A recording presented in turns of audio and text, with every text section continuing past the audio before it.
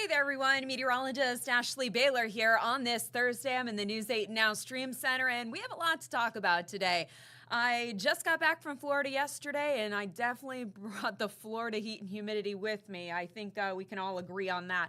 Let's get right to it. Let's take a look at our satellite and radar composite because we do have a severe thunderstorm warning that has popped up for Litchfield County. So let's take a dive in there, but overall you can see some isolated showers and thunderstorms are popping up. So this storm cell is just about to make its way from New York right into the northern part of Litchfield County.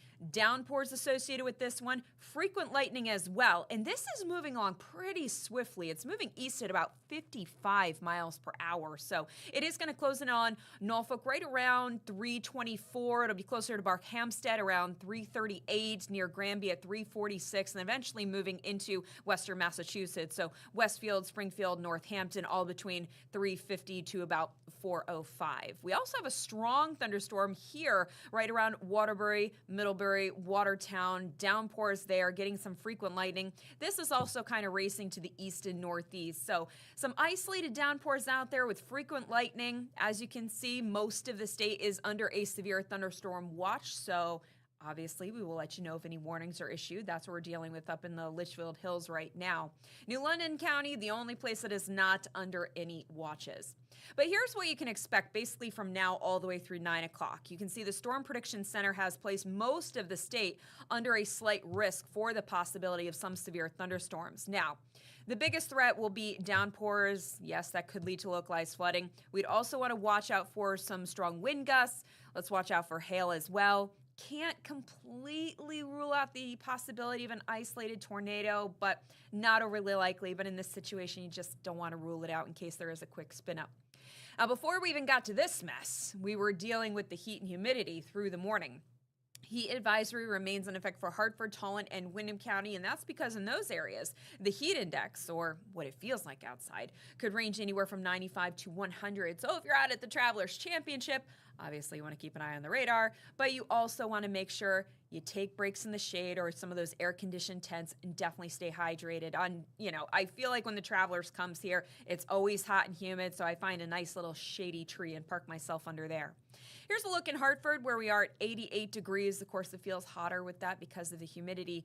Not much relief in Long Wharf. We're at 86 degrees here, but New London is around 77. We're closer to 90 in Lisbon. It's 91 degrees in Windsor Locks. We're all sweating because of this humidity. Dew points are well into the 70s, so when you combine those temperatures with those dew points, you get the heat index. This is what it actually feels like when you step out the door. And here in New Haven, it still feels like 94. Feels more like 97 in in Windsor Locks. Feels like 95 in Hartford and about 96 degrees in Chester.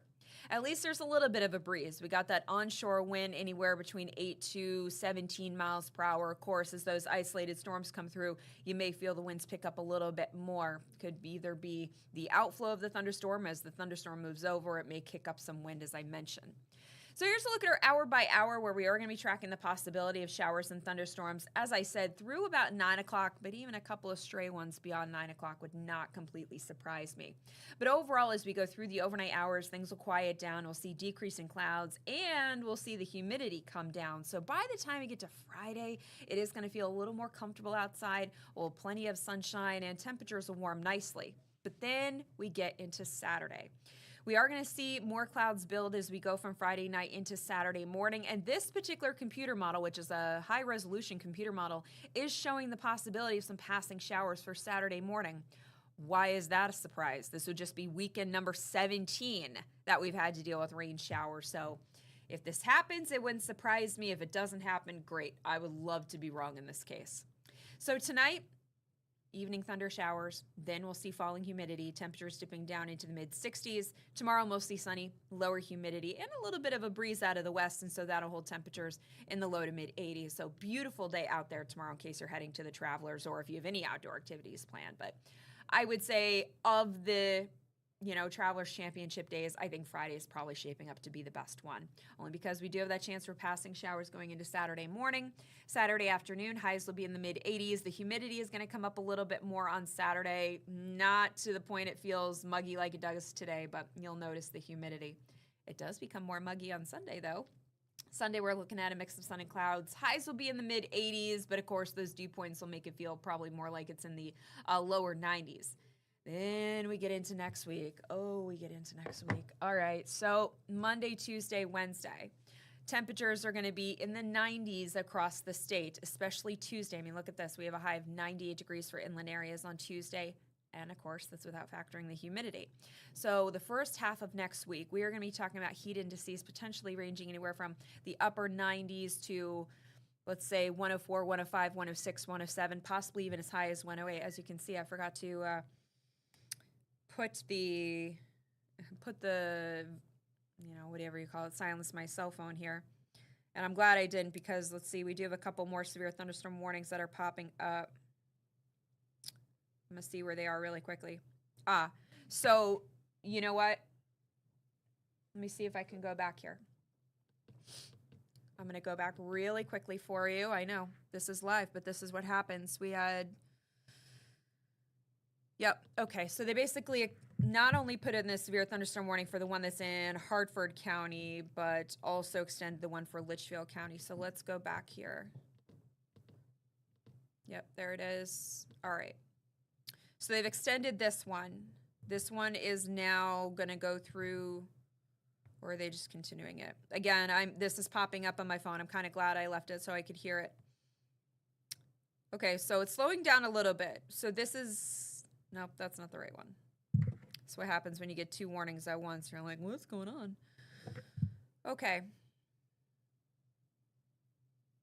Oh. Are there two different ones?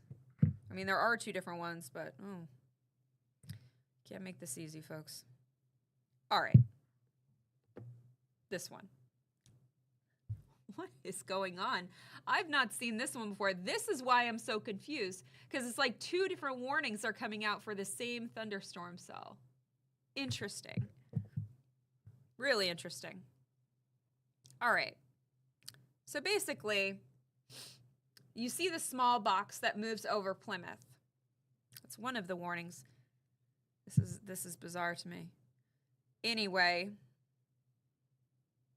I mean, it's a whole cell that's moving. You know what? I'm actually going to go ahead and ignore that initial small box warning. We're going to go to the big box that you see there, where it's over Burlington, Bristol, Southington, New Britain.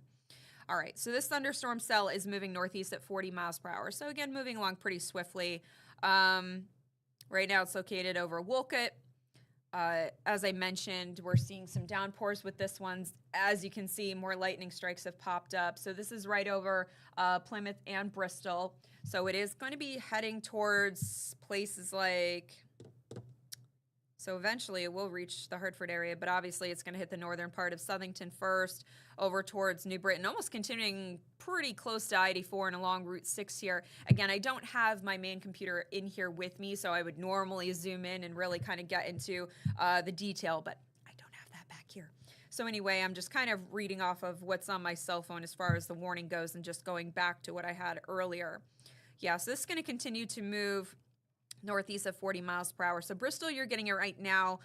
Farmington, you're going to be in the path of this. I would say West Hartford, you're going to be in the path of this. Newington, close enough. Hartford. So here's the thing. This is going to be, because we were talking about travelers, this is going to be moving just north of Cromwell. So this should not impact the travelers, but I don't know what their protocol is for how close the lightning has to be before they call people off the course. I think this one should be far enough away to dodge that. But anyway, so in addition to downpours and frequent lightning, what we'd want to watch out for here is A, those gusty winds, but B, also the possibility of some hail. Man, really a lot of lightning strikes popping up with this one. Man, I wish I could control some of the traffic cameras in here because that would be great. So, you know what? I'm going to stay on with you for a second. We're just going to talk our way through this. I'm going to try pulling up some of the traffic cams here. Sometimes the traffic cams are, you know, some of your best resources for actually seeing what's going on out there. When it comes to radar, it can only tell you so much. Sometimes it, shows that there's heavy rain going on. Do I know if it's blinding rain? I could see frequent lightning, but I really want to see it on a camera in person because that's how we really get the whole story here. And actually, there's a crash along I-84. Well, that's not good. All right, so Stay with me, guys. It's kind of tough when you're trying to do this and you're staying on at the same time. All right. Let's go to, this is right over Bristol. Well, what's the next best one? I don't have a Bristol camera, unfortunately. I wonder if we could go to Southington. Let's try Southington. See if those cameras look like anything. And of course, the Wi-Fi is just moving super slow. Ooh, what in the world? Guess how I know that Joe Fury's here. That's why. All right. I'm trying to look at the DOT cameras. Nothing that's looking too menacing. Unfortunately, we don't have any in Bristol. But anyway, that would be Joe Fury that's messing with that radar. All right, I'm going to get off here just in case more start to pop up, and then we will be cutting in live on air. So, all right, I got to go, guys. Got storms to track. I'll see you back here tomorrow.